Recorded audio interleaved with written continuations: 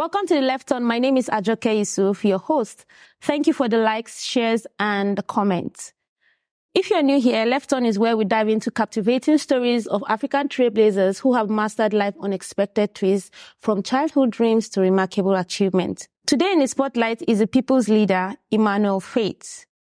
A multi-talented HR professional with lead HR experiences in different industries like renewable energy, fintech, and digital media. He has been recognized for his thoughtful leadership in HR and has been nominated and won several awards. In his free time, you'll find Emmanuel Faith immersing himself in books, enjoying K-dramas, and passionately tweeting about female football. Join us as we take a left turn into his extraordinary journey. Welcome, Emmanuel Faith, and how are you doing today? Hello, I'm super delighted to be here. My name is Emmanuel Faith. How am I doing? I'm hungry. Oh.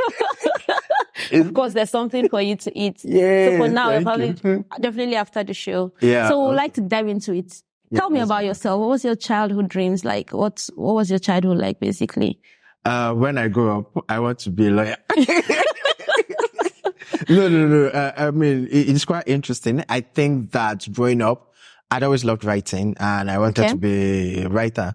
My goal was to work with New York publisher or Oxford or Macmillan. I really loved Macmillan. I read all those Ali and Simbi, those kind of things, right? I mean, I don't know where their dream is today. But I mean, being a writer, right? Yeah, but I mean, I still write, so maybe that's a good thing. And who knows, in the nearest future, I might work with a publishing company, its own capacity, or I might be published, might be a New York bestseller. Never can tell. So you wanted to be a writer growing up, right? Yeah. It's a Gen Z thing because we growing up then, it was more like, oh, I want to be a medical doctor. If you're not a medical doctor, a lawyer or a pilot or accountant. But I do not like that you millennials shade writing. Writing is a career. People make for younger money. generations, People right? make thousands of dollars. Do you know how much the Nobel Prize for Literature wins? No, writing is a career. I mean, yeah, so that was it. Growing up, I wanted to be a writer. I had a very interesting primary school education. Okay. I finished my primary school at 7. I always say it's my first major achievement in this life is that I led the pack of my local government, right? I had 94% in my common entrance. Wow. Yeah, so I scored the highest, right? And I got what they then called scholarship into 2 secondary schools. Adelago Memorial Grammar School and Ibadan Grammar School. Mm-hmm. For context, the higher your score, the better the kind of school you go. So if you score like 60, they will throw you to Olomi Abafa, secondary school. Or if you score very high, they will throw you to like one of the best schools. So I chose Adelagon because it was sort of close to my area. And my GS1 was good, GS2 was good. Then GS3, Kasala burst. There was a huge political riot. For those that are from Oyo State, Ibadan, they will know what I'm saying. It was the days of Adedibu, the peak rivalry where people always cut themselves really in the afternoon. So these cut gangs, like I witnessed it live. So I dropped out of school for a couple years. I mean, it was just supposed to be like a 1-year career gap because I did my GS3 exam in GS2. Yeah. So, and I passed. So I already had like 1 year. I saved 1 year.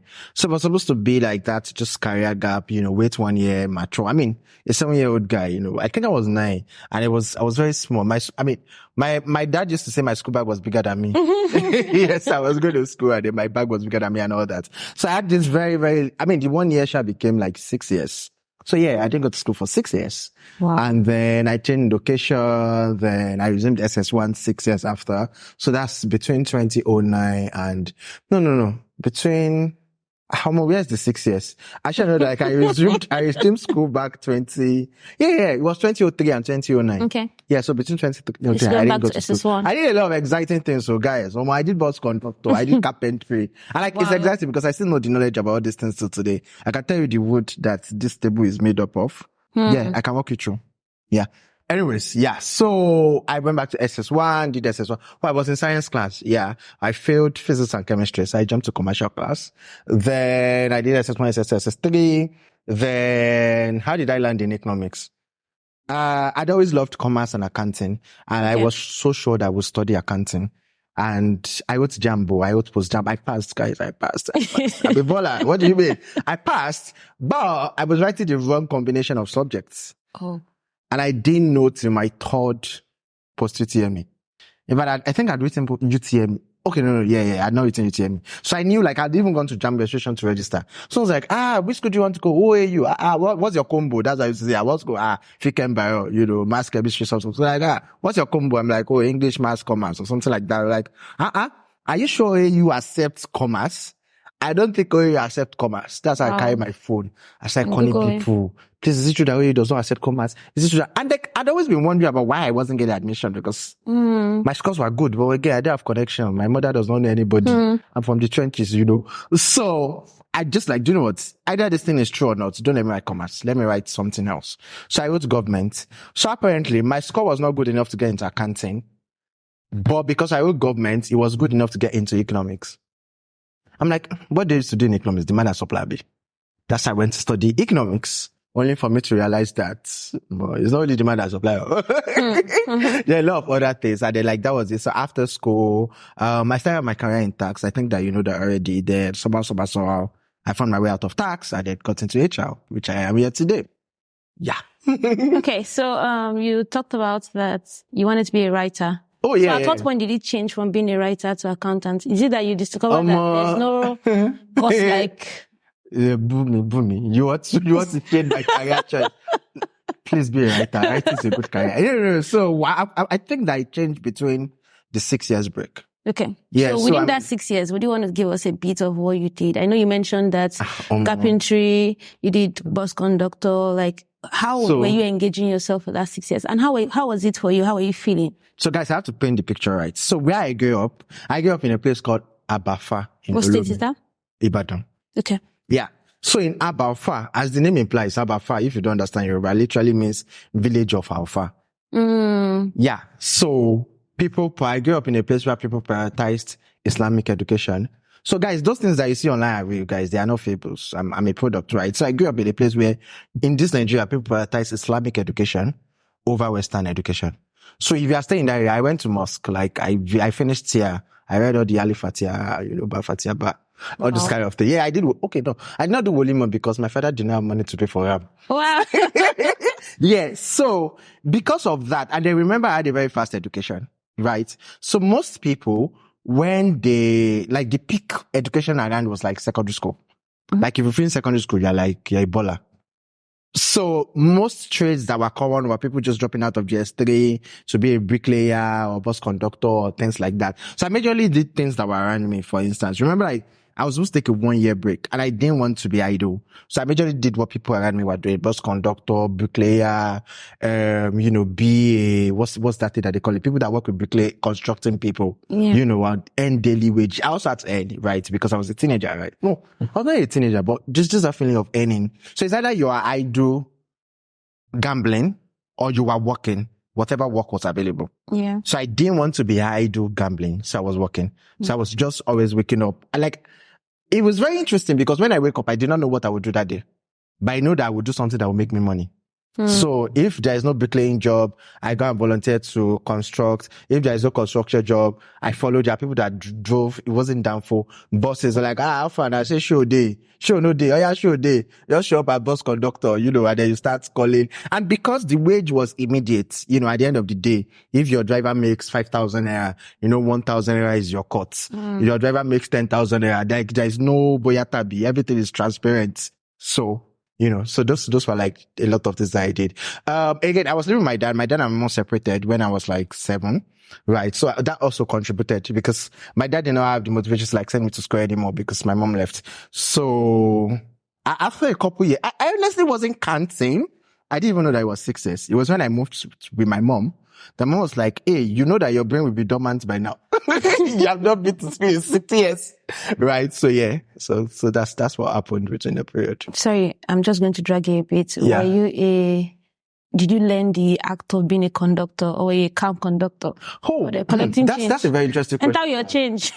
No. So I think that you learn everything, guys. It started by following people. So how it works is, I don't know how it works in Lagos now, but I think that you guys should watch this. Okay, no, I'm not going to do that. But yeah, there's a content creator that, did a video recently on being a bus conductor, right? So how it works is you actually follow people that are doing the work, right? So gradually start learning. So for example, the bus, I always planned between, for those that are Ibadan, Labo or Bere Oje. So I first started by like following as a passenger. Then at some point I started jumping bus. Then at some point I goes, do you know, Labo, nobody was yeah, they must not watch you because hey, Joe, Mama, Emma lap now. Okay, yes. Just do like that. Amazing. So, how did you land in HR after studying commerce? You want to be accounting. You wanted to be an accountant, rather. So very interesting question. How did I land in HR?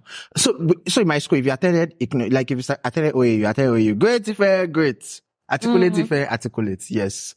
Please, you're a great if please leave a comment here. Let me know my people. Yes. So, if you studied economics in my school within the period I studied, again, this is like a very important career lesson.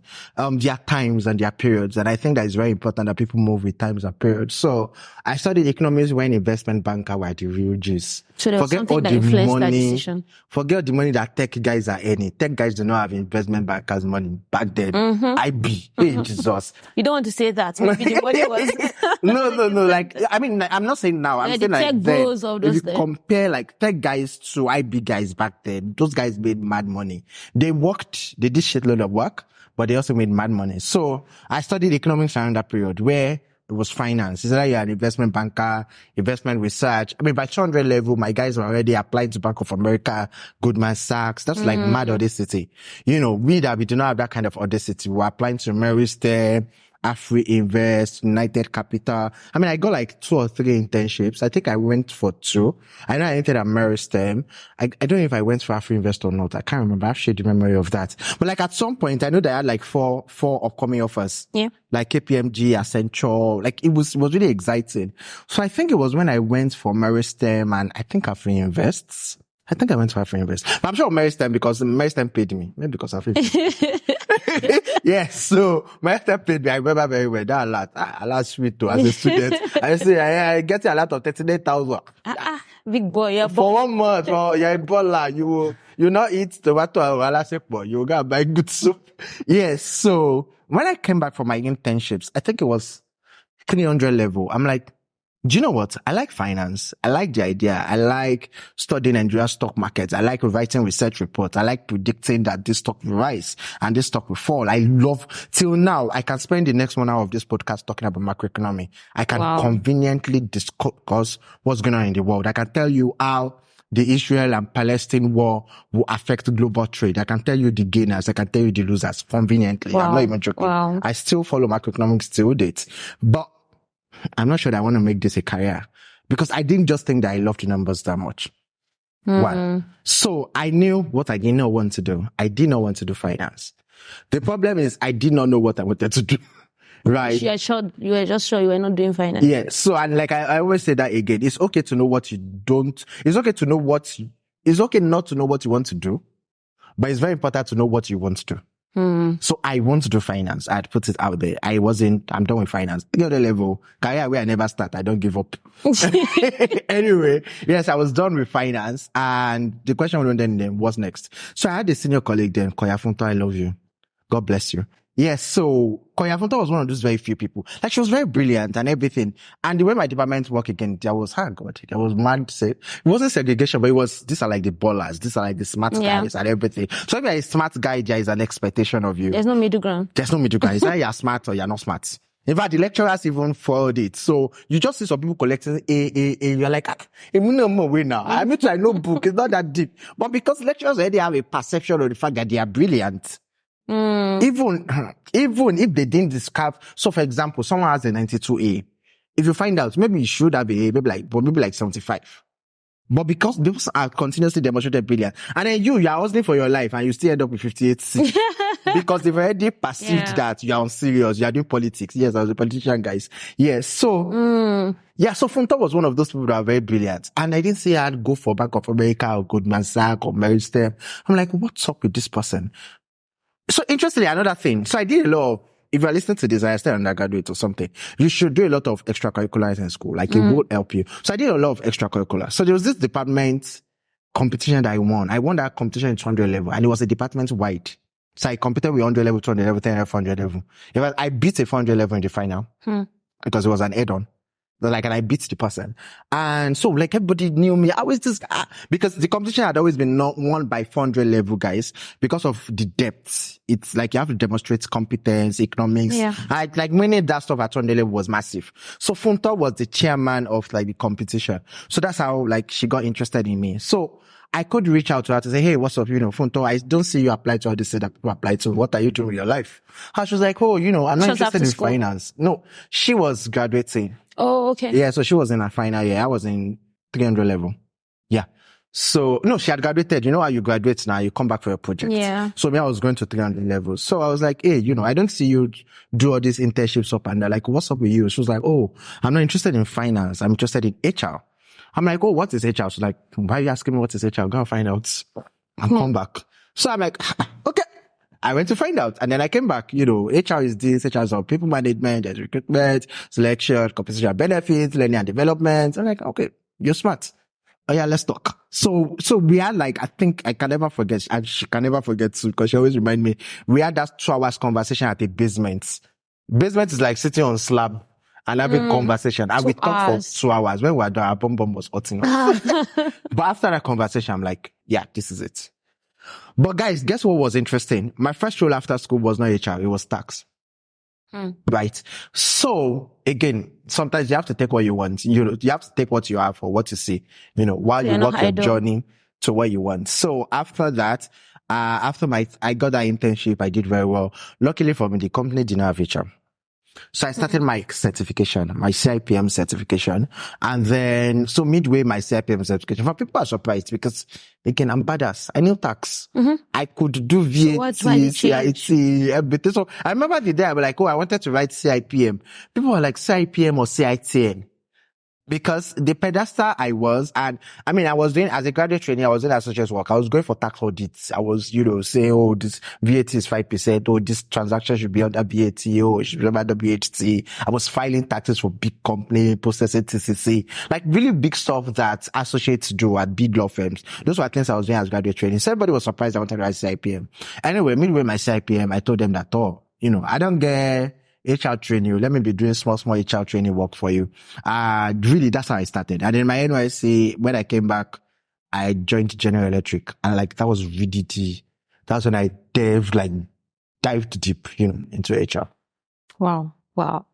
So like, what I hear you say is that you were actually good at what you were doing. So everything I was doing. Well, it was just the fact that, how did you know that was not it, right? Is there something like, was it because you don't like numbers or what? So that's were you struggling? Yeah, so that's that's actually a very brilliant question to ask, because I told my mom 4 or 5 days ago about like momentum shifts. And I was telling her that, does she know that I could have gone back to finance? Because it was a perception thing, which is also another lesson. I mean, it has worked out for me so far. I think I'm doing well in HR, but it might also have not worked out for me. I felt like I gave up on finance too early. I think so. And like, I think that this is the first time I'm being vulnerable publicly about it. So yeah, this is the left turn.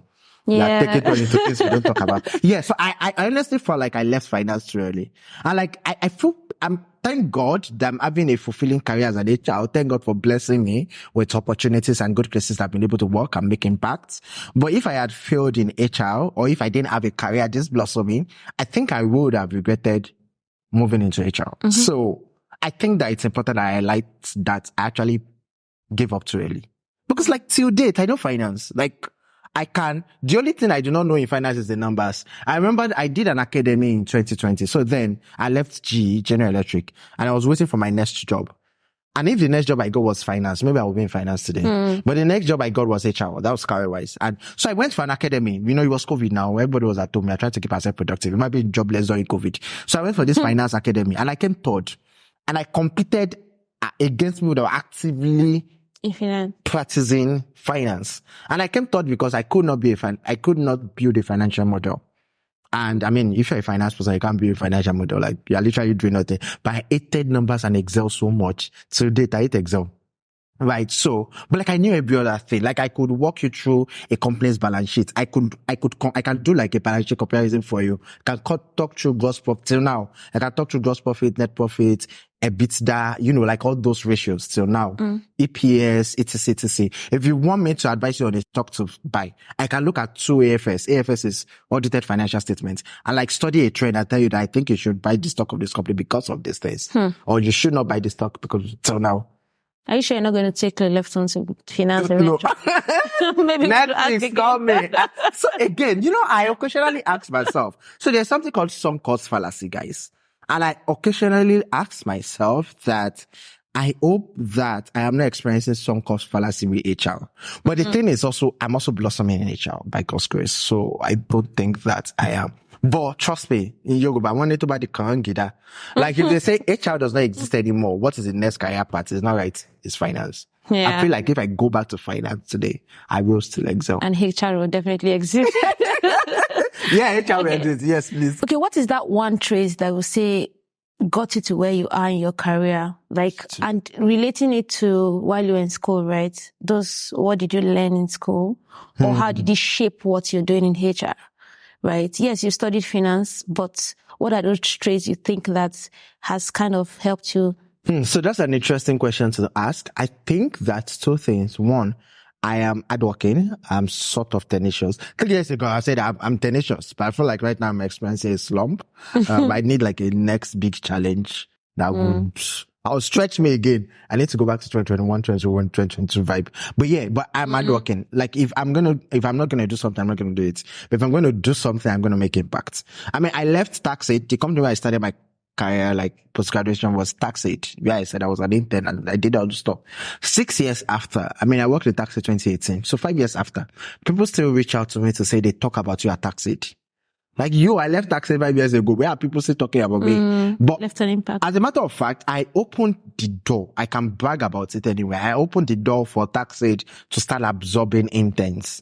Because I was the first intern, me and my colleague, Ake Agubiade, shout out to him. The first month that we worked, we did amazing work. The partners were like, oh wow. So interns that they were absorbing interns for the first time. So they thought, maybe we'll not be able to use Microsoft Word. Oh, shout out to Shewa too, because we all interned at the same time. We're from Tax Club AU. So they thought that they would be teaching us basic things. So they were so surprised that we came on board that we already knew the theory. Like they were explaining things to us and we were getting it. Like we knew the foundation. So so you know what VAT is? VAT is 5%. Okay. So this is how VAT works. We know. Next thing, we are filing VAT ourselves. So WHT. WHT is 5% on this kind of services and 10% on this kind of services. Next thing, we are calculating WHT ourselves, right? We could calculate CIT. I missed a very interesting part. One of the ways I transitioned into HR from tax was through payroll. So I could design payroll. I could calculate, like, if your income, if your gross is 300K, I could tell you what your net was. So 7% on the first something, 11% on the next something. I could do that as an intern, right? So everything I've done, even when I was an ESCO in uni, I was an ESCO everywhere. I was an ESCO in fellowship and ESCO in department. I didn't know that. I was that guy that when you're in class presentation now, when they group you into group, immediately Emmanuel Faith in your group, you know that you have a problem. It's either I'm the team lead of that group or I'm the one that will present for the group. You can go and sleep. So they know, but I always pray to God, this course, let it be 15% presentation. Because I have 15%, I'll get 14. Right? So I always do the right things well. The second is that I always show my work. So I didn't learn that early enough, to be honest. I think I began to learn that in 2019 when I was almost going to miss out on an impact award. So there's something in GE called bubble assignments. So in GE, you can say, I work in sales. Or you work customer experience, but you want to go and learn what they do in HR. So you go and meet your colleague in HR. Or, so we call it bubble assignments. So you can take bubble assignments. So I wasn't in HR at GE. I didn't start out as an HR at GE, but I used to take bubble assignment at GE. So there was this project that we worked on and I led the comms and employer branding for the project. So I won an award, and it came with $. That's how my manager sat on it. Manager said that I was not working, I was not doing my own work. That I was doing a lot of more HR work. So my manager sat in Texas, somewhere in Illinois, somewhere in the US. So she was not with me physically. It was people that were with me physically that fought for me. They were like, We don't know what's happening between you and your trainee, but the Emmanuel Faith that we know in the office, he works. So, in fact, when all his mates, because I was doing NYSC, when all his NYSC guys have gone home, he will stay back to work. When NYSC guys don't come in on CDS day, Emmanuel Faith will come in his NYSC uniform and work. So you cannot say Emmanuel Faith is not working. Maybe you should recheck, maybe you should revisit his KPI. Maybe you should measure what success looks like for him. But you cannot say he's not working. And then, I will now later realize that I had a partner so the role was very interesting. I was managing like different regions, right? Partners across different regions. Our manager was a global manager. So we reported to a global manager. That means that we also worked with all other partners in regions. So my partner, Ozioma, worked in the region that she was. So my manager, she had more visibility into Ozioma's work than into my work. Because the regions I manage, she does not sit there. So let's even break it down. I manage Europe, SSA, and LATAM. That's Latin America. My partner manages another part of America, Asia, and one other continent, MENAT. So my manager sits in the part of America that my partner manages. So somehow she gets loops in the emails. So if she gets like 200 emails from Ozioma in 1 week, she probably get 50 from me. Because me, I'm not in a region. Yeah. So she just had that perception that, my partner was more working. I learned my lesson. Since then, I have back sheets. I have documents. I have everything that shows that. In fact, if you go to my LinkedIn, you already see everything that shows that this is the work I did. This is the result. And even with all that, my friends are still saying that I don't brag about my work enough. Right? So, but like that first part is very important. Like, do the work. Like, either you like the work you're doing or not, do it. Do it well. Right. And then moving on. I'm very sure that people who are taxed did not know that I hated tax with passion. But they would never say that. They would never say that I did not do a good job. Yeah. That's great. So it's good to be hardworking, stretch yourself. Whatever you're asked to do, just do it. And do it as the best. Even if you don't like it, just do it. Just do it. Yeah, that's great. So, tell me, you're in HR and I know you're very passionate about it. HR body, right? Yeah. Your favorite HR body on the show, guys. So what's the favorite part of your job and what's the least favorite part? I really wanted to be I love HR, right? But I just knew that I was not going to be able to succeed in HR because I cannot fire. Like, I cannot afford to know that they're going to sack this person. I'm going to keep quiet. I'm just going to say, do this and change your habits. They are going to come for you. And then they will not fire both of you. Like, I just knew that was not going to management will fire both of you. So my favorite part of HR, I do not know how to put it. I think the word for it is talent management. I like how to manage. I love managing talent and seeing their growth trajectory. I do not think that I've done a lot of that in an environment that I would love, but like I have done. So for example, one of the places that I work is one of my favorite staff there is a content marketing manager today. He started his career as a social media manager, be content intern or community. He started his career like very titleless. He was doing like 4 things together. And then like at some point I began to discover his strengths and I said, I think that I should do more of this and less of this. And I said, if you are going to do less of this, then that means that you have to train someone, succession planning, to start doing more of this so that it won't follow you and you have time to do more of this. So he was doing content and community, but I realized that his strength is tilted towards content than community. So I asked him to train leaders in his community such that the company would be able to absorb them as interns. So that he would then move to a full-time staff and do content. And like, so when I was the first person he told that, thank you for the advice you gave me that time. I'm now a content marketing manager. If I didn't define his trajectory that time, so find out that even though you love community and you love content, I think that your strength is in content, it might still be like a very confused person today. Right. So just saying that, managing our talent to see our trajectory, being able to say, I had this impact on this talent. I mean, like, I just came back from a conference and someone was like, thank you for saving my job when you did. He was on a probation and his probation was renewed to another probation. And I was like, I was telling our manager and the operations, like the management exec, that I don't think I should let this guy go. Like, this guy has potential. Don't let him go. And now he's not doing very fine. This is like March, April. I mean, like, I've left the organization and the guy is doing very fine. He's bringing clean. And like, I just wondered what would have happened if I did not convince the exec to so that's my favorite part. Just that talent management and just being able to have impact on people generally. Not I feel like I've focused on, even sometimes, like, I remember last year, someone tweeted that Emmanuel Faith makes rejection mail look like a love letter. I'm like, what? What did he say? Like, he got a mail from me and he thought he got his job until he saw the last paragraph. It was like, my mail was like a love letter. So just being able to have that impact of people, on people that you might not even know until they tell you. Because so what happens is everywhere I worked, if you get to an interview level for the role, I don't send you mass rejection. No matter how stressful it is. If we interview 20 people, I'm going to write all of you 20 personal emails, like rejection emails. If I didn't sit in that interview, I will ask the managers that sat in the interview to say, what didn't this person do well? Why didn't you hire this person? What feedback do you have for this person? And I will send that personal feedback. Where to improve on. Where to improve on. I just believe like this kind of things will help you. I sometimes wish that sometimes people do that for me so that I will know that, oh, this is why I didn't get the job. Well, you have maybe I should have. So like I do that. So just that ability to impact people you know, and sometimes impact you don't know. What don't I like?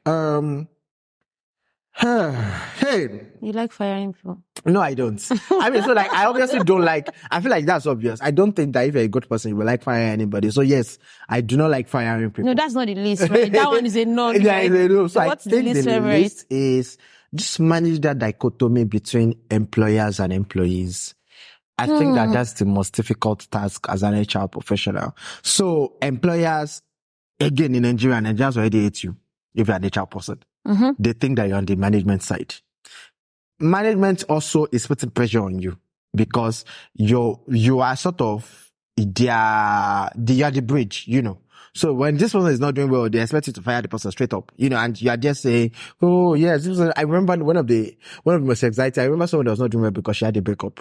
Yeah, like she broke up with her boyfriend, and her boyfriend broke up with her. And it was affecting her performance. I'm not going to tell her manager that, sorry, the reason why this person is not performing is because she's going through a breakup. So I remember that because of that stuff, I had to implement something called, is it compensation leave, Abi? Inconvenience leave. What very funny leave like that? Because she can take 5 days off for no reason. You can apply for 5 days leave. It's like, they don't need to know why you're applying, but you have 5 days every 6 months to like take off. I need to remember the name. I can't remember the name anymore. But like I implemented that and like she was able to use that. And like she just went off for 1 week. She traveled and like she came back and she was okay.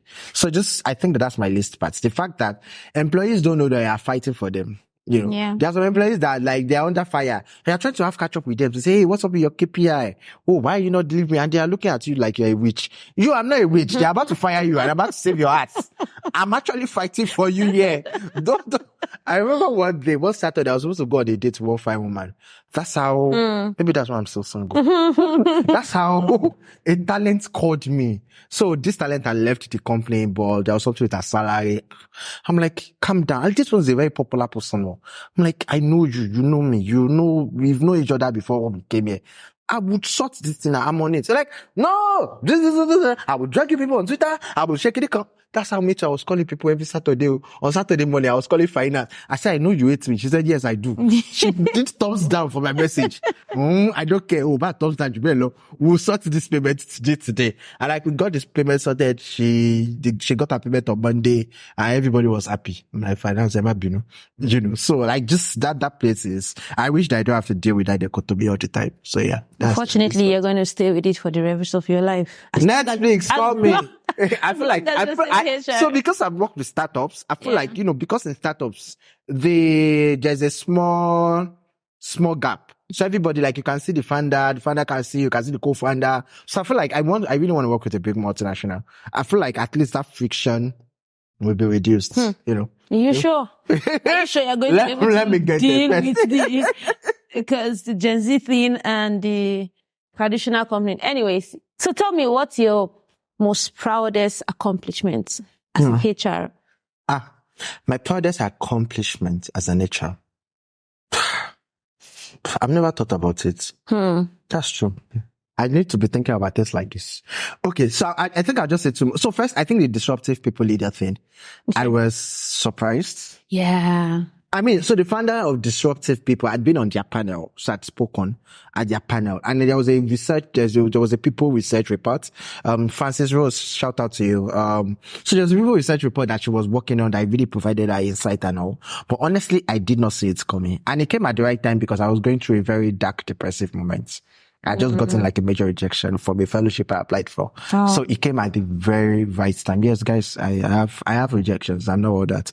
Yeah. So I'm like, I think that was, but I wasn't sure till now. I'm not sure if I've basked in it.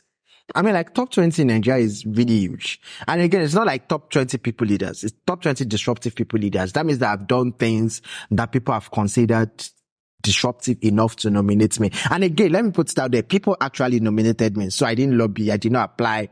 They put out a survey to Nigerians and people were listing, top people. So some people are number 21, for instance, number 25, number 30. And then someone considered me to be in top 20. I think that that's massive. But I think that my proudest moment was, which one of these two? So I ran 2 campaigns last year. One for International Women's Day, one for International Men's Day. I think that those 2 are my proudest moments. So for Women's Day, we provided like a care package, but we did not just do that. We created a whole story out of it. And then thank God you're a customer experience person. You know how they say, customer experience day is for like customer experience team and all the customers. Yes. Yeah. So it's like, we are all International Women's Day. We are always, what should we do for women, our female customers? I'm like, no, this time around, we are doing something for our female staff. But I think I was prouder for the Men Day because Nigerian brands often miss out on International Men's Day. I'm saying it now in case the video come out before November 19. International Men's Day is November 19. Do something for your men. Yeah. So I had foresaw and I said we were going to do this. And God, I went through a lot of pressure. I got a lot of backlash. But that campaign, we did it. So what we did was we got Crocs for all the male guys. But we did not just do that. I leveraged on my social connection to reach out to Annie to give us a shout out. Annie, for those who don't know, Annie is Crocs ambassador in Nigeria. So the fact that Annie tweeted about Cowrie Rice, it blew up massively. I got a personal query because I went against a lot of others to get it done. Right. But it succeeded. It was a campaign that was like Cowrie Rice trended for like a week. Right.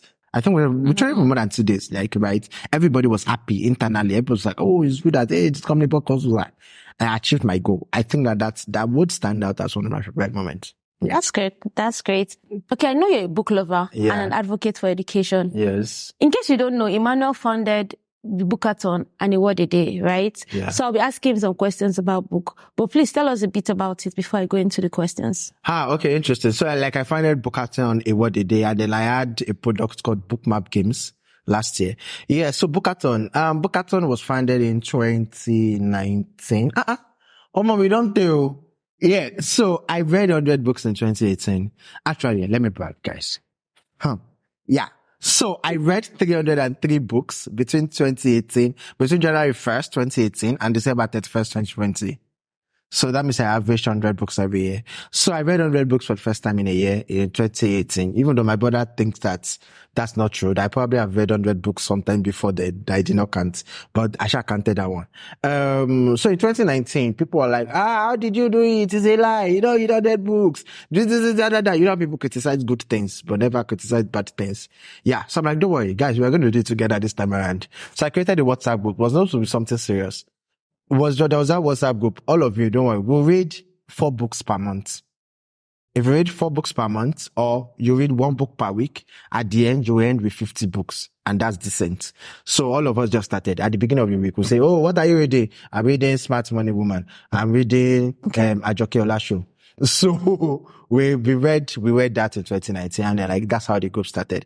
For what they did. So again, because I read a lot, by the way, I've been very intentional about my diction. I do not want to speak. I don't want to start talking about rambunctious and neglect the pig ladies so that your listeners don't go and carry the dictionary. So normally, if you read my work again, Ajoke has said writing is not a career, so writing is not big. And I write, guys. So if you read a lot of my writings, you will see a lot of big words. And they are not big words to me. They are just like normal. So for example, I can say that Ajoke's beauty is glimmering or glistening. Like it's normal. It's glistening. They are so big words. No, right. So, and this is people complained about like the quality or the difficulty of the words I used. I'm like, you know what? I'm going to start something called a word a day. And the goal is really to learn a word and like its meaning. And like it's blew up, we have an Instagram page. You can check us out, at a word a day. Then bookmap games. Last year, you know how people go to house parties and they play different games, truth and dare, drink, don't drink. So I wanted to create something for book lovers. Where when we have book lovers hang out, you know, book lovers gathering, there was a game that you could play. So I worked with a team of 7, you know, to create a game called Bookmap Games. We exhibited at Ake Festival last year. Ake Festival is the largest literary festival in Africa. We are in breaking out. We are looking for investors. Please come and invest in us. But like we have a product, it's amazing. Our product is at Terra Culture, is at Movie Nights and a couple bookshops here and there. But I don't think I've reproduced this year. So you know how they call it, I funded it last year. So I think from the revenue that we got, I think I've republished again, but I don't even know how many copies are available. But yeah, we are looking for investors. Please come and invest our product. We've already sold like 100 copies, so we are viable. Now fund is yeah, so that's great. So what are some of the must-read books for people in the 20s? What are the must-read book you want to recommend for people in the 20s? Just 2. You just made me happy. So I think everybody should read The Defining Decade by Meg J. Okay. I feel like when you clock 20, happy birthday to you. This is your birthday gift. Everybody should read that book. I discovered the book when I was 25, and I've read it every year. I've not read it this year. That's weird. Okay, yeah, I loaned out my copy. I've not returned it. Return my copy Lola Day. Yeah, so I've read it every year since 25. I think that it's amazing. It's very practical. It talks about different concepts, identity capital, career capital, a lot of things. I think that you should read The Defining Decade. The second one would be So Good They Can't Ignore You. It was written by Bamitalo called So Good They Can't Ignore You. Carl Newport. Yeah. It was written by Carl Newport. It's an amazing book. Career. It just talks about how to be the 1% of the 1%, you know, in your career. What would you say is the best way for a student that is trying to figure out a career path for themselves? What advice would you say? What would you say to them? So a good way to start is to say that you get to know what you want to do by doing. Okay.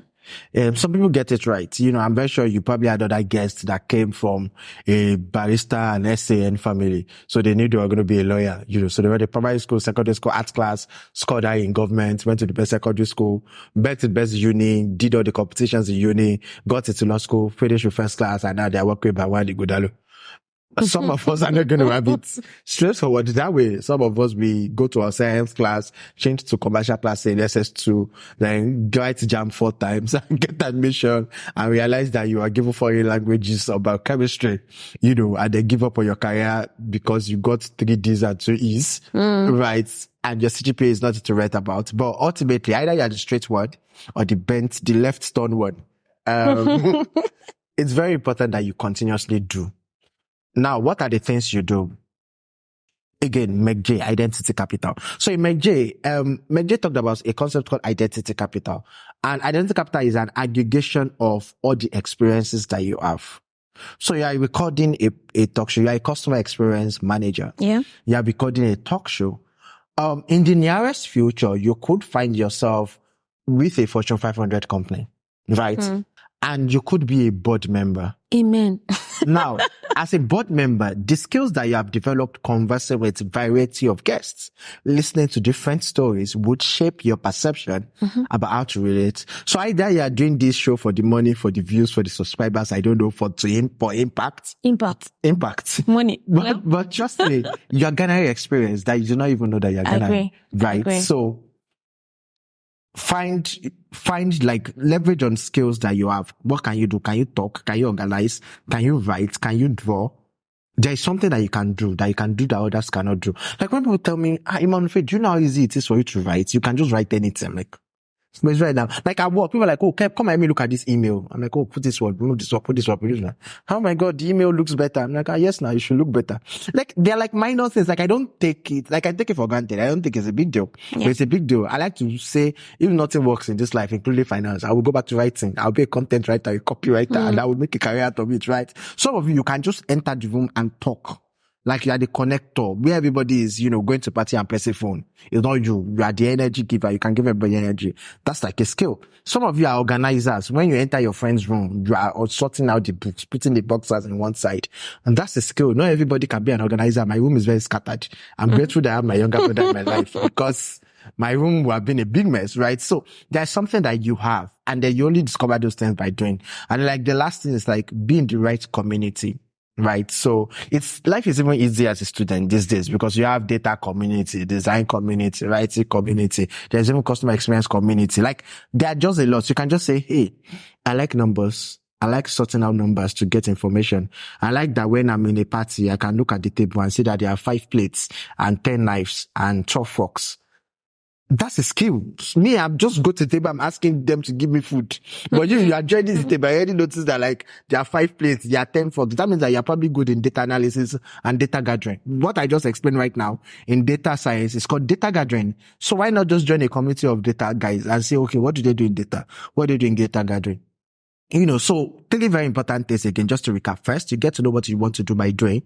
Second, there's something that you can do that someone else cannot do, or there's something that you can do better than someone else, like find that thing and like start exploring it. And then the third one is really join the community. Sometimes community might be tax club, might be, I think that I talked about, okay, I don't know if I mentioned this. Okay, so I talked about I did a lot of extracurriculars. One of them was tax club, might be ISEC, might be JCI, might be student finance club, might be the investment society. Just find those communities and you can join one year, it don't work, get out. Go to the next one. They not tie your bum to it, right? But there's just a lot of opportunities that comes with being part of the community because you see that all of you are confused together. You're just figuring it out, as time goes by. So yeah. Thank you so much. That's amazing. Finally, what is your favorite part of this episode? So I loved where you asked about my finance and HR dichotomy, because I am not sure that I have explicitly talked about that in public before. And it's interesting because I've gotten just like, I think earlier this year, I got an interview where that was the first time I'll be talking about my career break. And I was a bus conductor and people are absolutely surprised, right? So I think this is the first time that I will be talking about the fact that even when I was in HR, I still loved finance wholeheartedly and I still knew the basic of finance. And I also felt like I gave up on finance too early. So I feel like talking about that is very important because my generation gives up. And again, it's okay to give up so that you experience sunk cost fallacy. But sometimes you have not put in enough effort. So they've told you that tech is where the money is. So you now did design for 6 months, you not get job. I was okay, design, you give up. You go to data, another 6 months, you give up. You go to Kilo 2 and Banner, back end, you give up. Front end, you give up. If you had done that 6 month around for 2 years, if you had spent that 2 years in data, you would have gotten an opportunity. Trust me, you would have. Yeah. So I feel like that's my favorite part, just talking about that. Thank you so much. It's been great having a conversation with you. Yeah. Finally, he said, don't give up, right? Yeah, don't give up Don't give up very early. Whatever it is that you're pursuing, don't give up very early. Yeah. And just try to learn a bit. And of course, it's just normal to take a left turn, normal to take that turn, but just give yourself time to actually learn on it. And finally, tell us where people can find you and something interesting that you're working on. Very interesting. So something interesting I'm working on. I'm personally a career break, whereas at the moment I'm just recording this, tomorrow network might call me. Ask Netflix to call me. I need Netflix to call me. Yeah. So I launched something called a child clinic. I noticed that, people blame founders a lot in tech, right? And stuff. I noticed that there's a gap of knowledge, for founders, for NGOs. They're organizations that cannot afford to have a people team in their company. So HR Clinic majorly provides a people consulting, to NGO founders, I call them pre-seed standard, either a pre-seed, pre-MVP. You're at that place where you're not even going to set up a team or set up a company and you just need people inside, right? Yes, you can sign up for HR Clinic, send email to hello@emmanuelfaith@gmail.com. Someone will attend to you. Where can I be found? Everywhere. LinkedIn, Emmanuel Faith, Twitter, the Emmanuel Faith, Instagram, the Emmanuel Faith, YouTube, Emmanuel Faith. What else? My final words, I think that everybody fails. So I just finished watching Beckham's story, on Netflix. I think that you should watch it, by the way, and I wrote a review of it this morning before coming here. And it's just fascinating to say that someone like David Beckham failed. He failed. The whole nation caught him a failure. Imagine the whole Nigeria, 200 million Nigerians calling you a failure. That's it. You are failing your room. You are correcting rejection. You think that the world is against you. Imagine 200 million people calling you a failure. That's another language. And then they came out of it. So I think that failure is just part of our journey. And every time you fail, bounce back. Yeah. there's light at the end of the tunnel. Sorry. They said that why is the light at the end of the tunnel? Why is that the beginning? Sorry, I admit I don't know, but don't give up in me to share before the light comes. Yeah, find the light. Find the light. Yeah. So likely, if you watch this video up to this level and you're not subscribed, there is niche. Subscribe, share with your friends. I'm just giving you massive. Here's that you pay me $200 per hour for. Sometimes subscribe to the Left On Show. Shout out to Ajoke. So the host, our handsome guy behind the camera, people will kill right now. And please sponsor us. Now I didn't get the water. I want to be drinking, please. She Vita, where are you? Yeah, but that's it. That's right. All right. Thank you so much. It's been an interesting conversation. Thank you guys for listening. As Emmanuel Faith has said, please subscribe to the channel so you don't miss out. I'm going to drop the links on the channel if in case you need to talk to him or where to find him. Thank you so much and see you in the next episode.